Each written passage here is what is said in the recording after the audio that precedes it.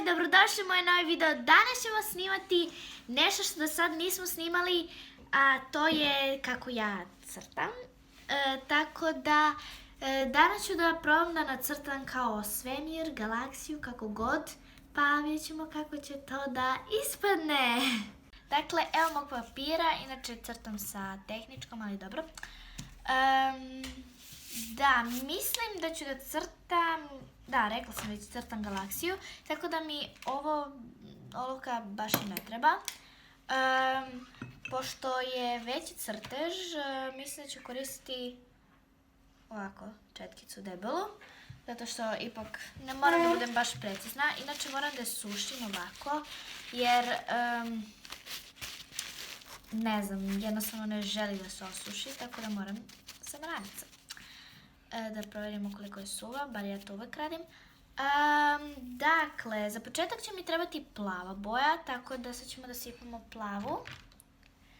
Evo je plava boja. Inače, ove tempere su mi za otprilike kući, tako da nisu baš nešto najbolje.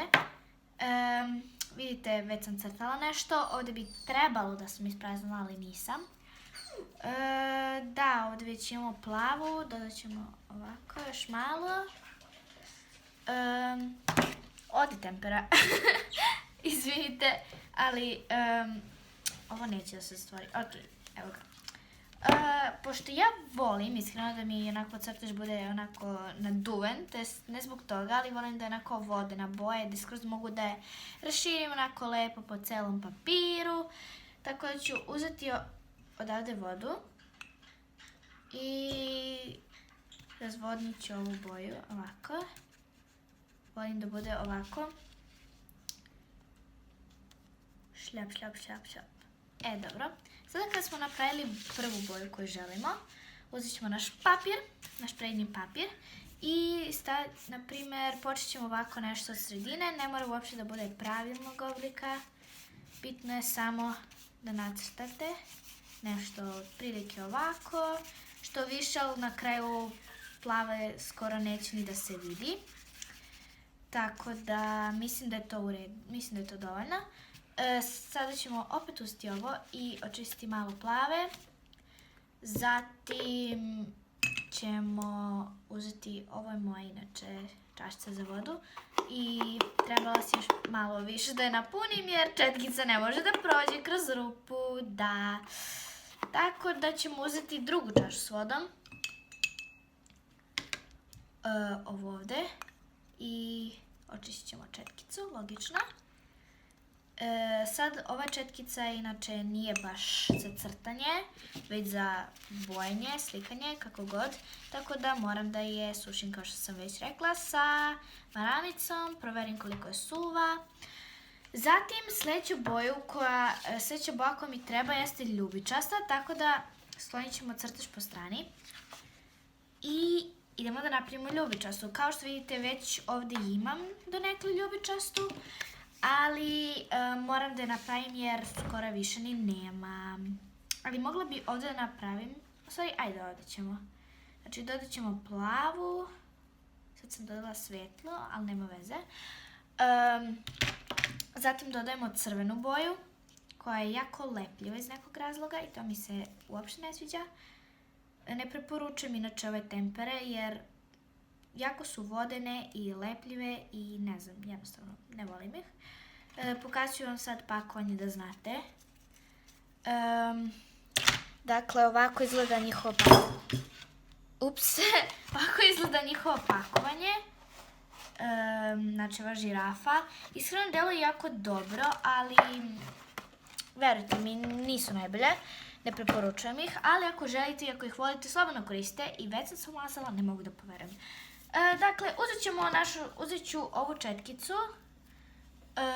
znači neka četkica, broj 16, i promešat ćemo ljubičastu. Sad, pošto mi je to mnogo tamno, mislim da ću dodati još bele unutra. Dakle, imam ovdje belo, ali to će nam trebati kasnije, tako da ću uzeti belu temperu i staviti unutra. otprilike onako malo više, ali ipak je to tamna boja, tako da mislim da nam treba dosta bele. Obavezno mi šaljite crtež u komentarima ako ste i vi crtali ovo, ili bar nešto slično. Pa možda budete u sljedećem videu. Dobro, sada ovo je donekle dobra boja, kao što vidite. Znači, onako, ništa posebno. Malo je tamnije nego što inače volim, ali dobro. Četkicu ćemo staviti po strani i vraćamo se na naš rad koji se do tad već skoro pa osušio. Uzimamo opet ovu našu četkicu koju umočimo u boju, naravno, u šta drugo da umočimo. Zatim umočimo sa bojom u vodu, malo iscedimo sa strane i zatim nacrtamo oko plave, znači ne treba da bude precizno uopšte, samo ovako. Ovo je bukvalno crtanje za relaksiranje, znači ovdje ne trebate biti precizni uopšte. Ne brinite se što su ivice sad ovako jake, to ćemo na kraju rešiti i ne koristite baš toliko vode zato što će papir skroz da počne da se diže onako, ali vidite ovdje sam s plavom preterala, s ljubičastom je već malo bolje. Znači da može da se razmaže, ali da ne bude baš skroz jer će papir početi da se ljušti, a to nije dobro. Sada ćemo ponovo da očistimo četkicu, ovako, i onda ćemo je iscediti ponovo papir. Ovaj mi je mokar, tako da moram da uzmem drugi. Znači ovako iscedit ćemo. Sljedeći korak jeste da uzmete još male plave što vam je ostalo i ovako pravite kao ivice i tada će početi papir da vam se ljušti, verujem. Meni jeste. Tako da samo nastavite i ne koristite tu uopšte vode. Znači tu samo plavu što vam je ostalo, uopšte ne uzimajte vodu. Znači tako pravimo ovako kao kontrast, vidite. Da se više prelamaju boje, znači ovako. I sada ako vam je ovo plavo unutra presvetlo, samo razmažite ivice i to će biti već bolje. Zadnja boja koja nam treba jeste čisto crna, tako da operemo četkicu, osušimo je kao i uvek, provjerimo koliko je suva i ostavimo po strani dok ne smiksamo našu boju. Pošto je ovo samo crna, trebamo samo da je sipamo. Dakle, ovo je tamno plava i evo je crna, znači crna tempera. Sipat ću ovdje da je već i bila, jer zašto ne. Dakle, crna tempera. Evo tu smo je stavili, zatim uzmemo četkicu za miksanje koju bi trebali da smo oprali, ali imam drugu, tako da ona nema veze. Ona je bila skroz u vodi i ove koje su inače normalne volim da sušim ovako, tako što po ruci švrljkam, ili uzmem ovako za gornji deo i ovako ih osušim. Dakle, znači evo je crna, močimo u vodu našu četkicu, onako tek malo, ne skroz nego već ovako malo. I moramo da dodamo malo vode na crnu, tako, jer ipak dodat ćemo još i sa ovom, tako da ne toliko. Sada ćemo ovo skloniti da se ispere i uzet ćemo našu četkicu. Evo je. Dakle, vratimo naš crtež i umočimo u vodu malo, uzmemo crnu i krenemo skroz odozgo pa na dole.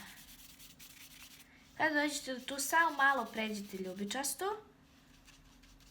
nemojte mnogo, jer ćemo kasnije vidjet ćete šta ću kasnije da uradim i to će mnogo pomoći da se više uklopi crno u ljubičastu. Ali za sad, znači, samo ovako malo. Dakle, uzimamo još crne. Znam da mnogi, pa čak ni ja, ne volim da radim s crnom, ali ovdje je stvarno potrebno i na kraju će ispasti prelepo, tako da moramo nekad raditi sa crnom. Ovdje, ako vidite ovo, znači uzimam boju, tako da crnu boju. Krećemo sada ovdje i vidite kako je suvo, zato što nisam dodavala vodu. Znači, popravite tu gdje vam je bilo sa puno vode i nastavljamo dalje. Znači, nastavljamo ovako. I sada vidite da je ovo nekako svetlo, ovo tamno. Uzet ćemo vodu, znači potopit ćemo četkicu u vodu, skinuti što više crne možemo, osušiti. Ovako. I još uvijek ima crne na njoj, znači ne sklonimo sve.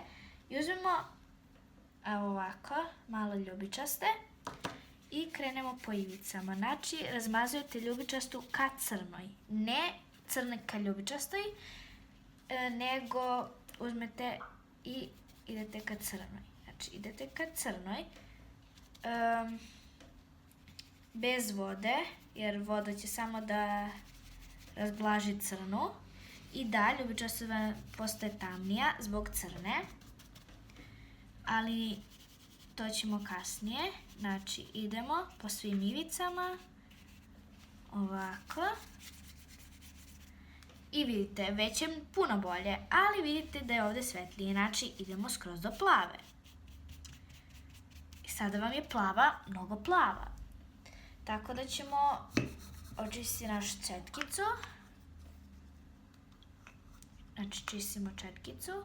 Mogli biste da menjate vodu, ali ja nemam vremena, tako da sada ćemo ovako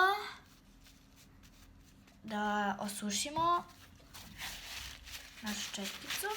Vrlo je bitno sada da bude suva. Da. Dakle, uzimamo plavu i idemo ovako. Sada sa što više vode, znači ne preterujte da bude skroz mokra četkica, ali bude onako dosta natopljena vodom. Idemo skroz ka plavoj, znači ovako, od crne ka plavoj, od crne ka plavoj. Idemo ovako i vidite, sada je plava postala tamnija i sada to mnogo bolje izgleda. Znači, uzet ćemo još malo plave i ići ovako po rubu ljubičaste. Vidite kako je počeo da se ljušti papir, sada ću da vam približim da bolje vidite. Jer vidite, znači počeo da se ljušti papir i sad je već jako tanak. Zadnji korak koji imamo jeste da uzmemo našu četkicu. Naravno, operamo je od boje, iscedimo, osušimo kao i uvek. Znači, osušimo. I uzmemo belu temperu, ja već imam, mada bi trebalo da sipam.